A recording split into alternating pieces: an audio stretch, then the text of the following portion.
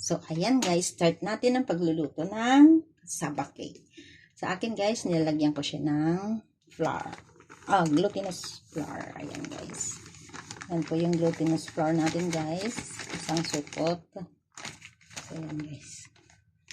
Glutinous rice flour.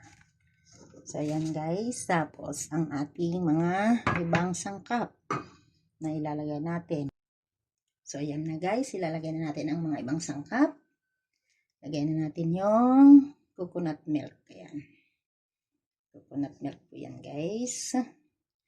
Lagyan natin siya ng 3. Pero 2 kalahati lang lalagyan natin. Ayan guys. Ang coconut milk.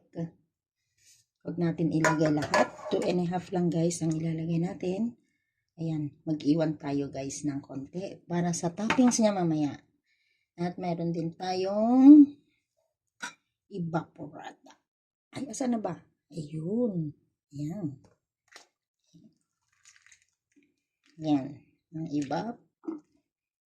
Mamaya hugas-hugasan natin yun. Tapos, meron tayong condensed milk, guys. So, yan. Ito yung condensed milk. Ayan. Bahala na po kayo dyan. Ayan.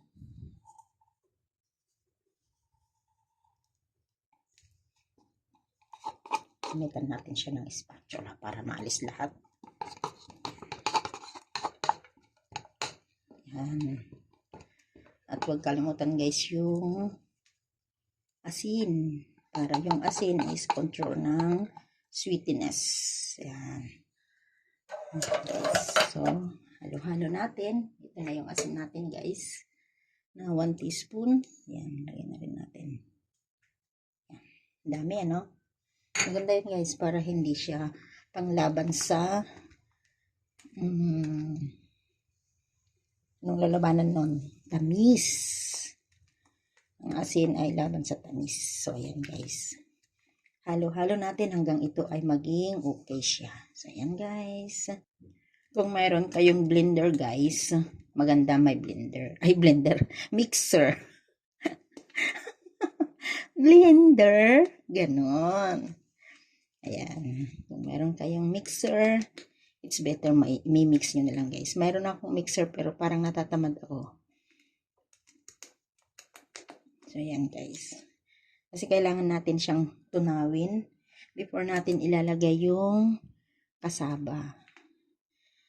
Kasi mas prefer ko yung mayroon siyang ganyan. So, ayan guys. So, ayan guys. Malapit na tayong anuhin. Kasi tamad akong gumamit ng mixer guys. So, ganyan na lang. Ayan. So, ilalagay na natin yung pwede na yan kasi halo-haluin pa natin. So, hanggang ma-dissolve lahat yung mga flour niya. Yung glutinous rice. So, ayan guys. Lagay na natin yung nagadyad na kasaba. Yan na guys. Since ito guys ay na-frozen kasi ito guys. Na-frozen siya. Ayan. Prinosen ko siya kasi guys. So, hayaan na natin siyang ma-dissolve dyan sa loob. Kasi pag season ng kasaba, umibili kami guys. Lagyan na natin yung kasaba. Yan.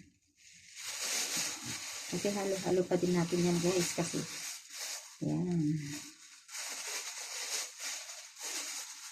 Pag season ng kasaba, bumibili na kami guys. Pag gusto namin gumawa, ayan, mayroon na kaming gagawin. So, tsaka nitong bagong Christmas, ayan, gawin na namin. So, yan na guys. Ayan. Yan, another halo-halo na naman guys. Ito lang ang mahirap dahil halo-halo, mano-mano. Hindi mo naman na ito pwedeng gamitan ng mixer guys. Hindi na siya pwedeng gamitan ng mixer kasi madudurog na yung kasaba.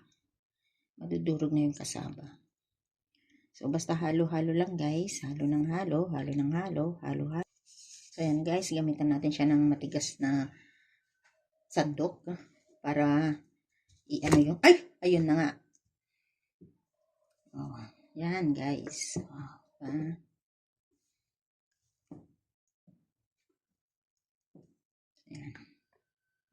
Oops. Sorry naman po.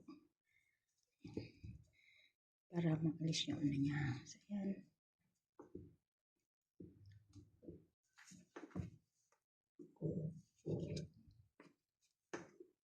Halo. So, yan na guys. Medyo okay na siya. So, yung ating butter na pinamelt. So, ito na guys yung butter. Ayan. Pinamelt pa natin yan guys kasi so, ayan. Hindi pa nga na-melt yung iba. O no, diba? So, ayan. Okay na yan guys. Ayan. Halo natin ng halo dito. Keep mixing guys. Gawa yung butter para ma-mix siya. Ayan. Ay, sorry naman. Nasayaw. Ayan, ito yung butter guys. Ayan, ganyan lang. Ayan. Maluluto na yan sa loob. So, ayan guys. Mamaya gawa tayo ng toppings.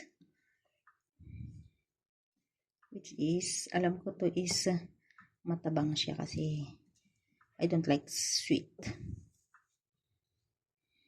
Ang sweet na lang natin yung toppings niya. So, ayan guys. Just keep mixing. Hindi ako marunong yan. Palit. Hanggang mawala yung ano niya guys. Yan.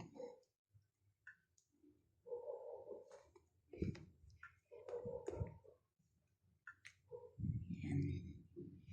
Hanggang mawala yung yan guys. So, yan. Alisin ko na ito dahil hindi na to useful. Alisin na natin yan guys. Yan.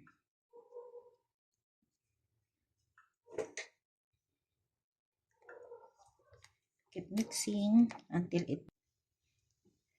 So, yan na guys. Wala na yung butter sa babaw. So, na-mix well na siya. Kasi kung mayroon pang butter sa ibabaw, hindi pa na-mix na mabuti. So, yan guys. So, gagawin na natin yung yan. So, okay na yan guys. O, diba? So, that's it. So, ayan naman guys yung panlulutuan natin. So, meron tayong baking sheet. Ayan. Pinagay ko ng baking sheet guys. So, ayan na guys. Nailagay na natin yung baking sheet. At tingnan nyo naman. May mga ipit-ipit ng damit. O, ayan nyo naman guys. Magkakabilaan yan. Magkatapat-tapat yan guys. May mga ipit ng damit. O, so, ayan guys. Ganyan lang talaga para-paraan para hindi siya mag-ano. Ayan guys, ready na ilagay natin yung ating ginawang kita nyo guys. Ayan, lagay natin lahat yan guys. Tagang sakto isang ganito yan guys. Kailangan natin ano yun. Lasin na natin yung mga ipit lalo na dito sa gilid para hindi siya so ayan guys.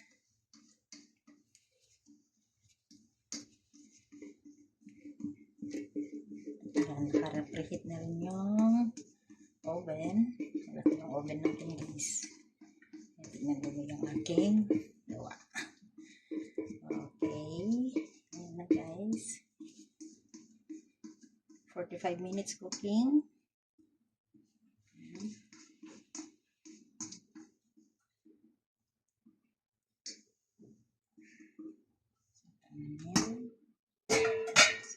Guys. Alisin na natin yung mga ipit-ipit. Baka maisama natin. Magiging amoy plastic. So, yan na guys. Tignan niyo ang outcome niya. So, ilalagay. So, ito guys. Ayan, nakaano na siya. Yung temperature niya. Ayan, gawin natin 45 minutes. 45 minutes yan guys. Oh, sumobra. Ayan, so ayan guys. So, ilagay na natin dito. This time, gawa na tayo ng toppings niya guys. Ayan ito. Yung coconut milk. ganito tong coconut milk na to. Parang hindi ko siya type. Ang arte-arte ano. So, lagay natin ng milk. Pang toppings dyan, mahal. So, ayan. Lagay na nga natin yata lahat. Kasi walang tamis yun eh. Lagay na natin lahat, guys. Kasi ang magpapatamis na lang is itong toppings. Diba? Ayan. Ay, hindi ako gaanong marunong gumawa ng toppings niya, guys. Kaya, ano lang to. Baha-bahala na. Alam yung baha-bahala na. Ganun, guys. So, ayan. Lagyan natin ng konting flour para mag-smooth naman siya. Ayan, guys. Lagyan natin ng konting flour. Ito lang ang alam ko, guys. Ay, ayan, tama na yan. So, halo-halo na natin, guys. Tapos talagay natin yung toppings. Hindi ko alam kung mag-work ito, guys. Kung mag-work ito, I'm very good. So, ayan, ganyan din natin, guys.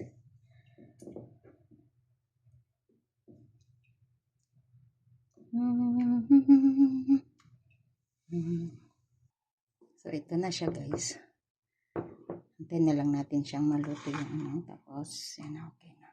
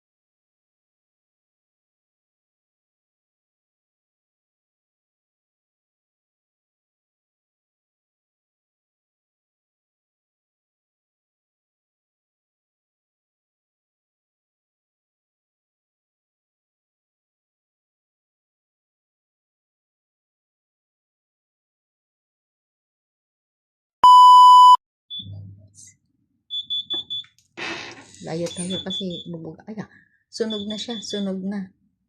Sunog na siya, guys. Sunog na. Ayan. Sunog na siya. Patay na natin. Yes, sunog na siya, guys. Sunog na. Ayan, oh, kita niyo. Sunog na siya. Sunog na.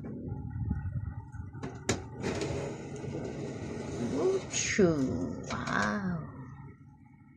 It's so good. Ayan siya, guys. Tignan natin mamaya. So, yan na siya, guys. Ang tanong, bakit may puti-puti? Ay, dito puti-puti. Ayan, oh, may puti-puti siya, guys. Nag-caramel naman siya. So, dito tayo kukuha, guys. Tignan natin kung luto na yung ano niya. Ito rin sa gilid kukuha.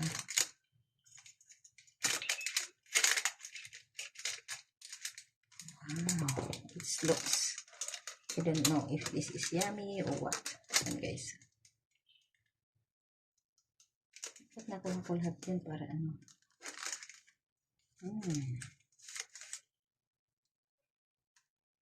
This is it, guys. Tignan natin. Mainit.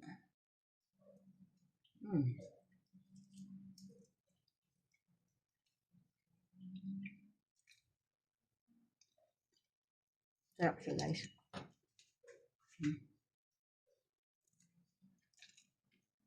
perfect, hindi siya matamis.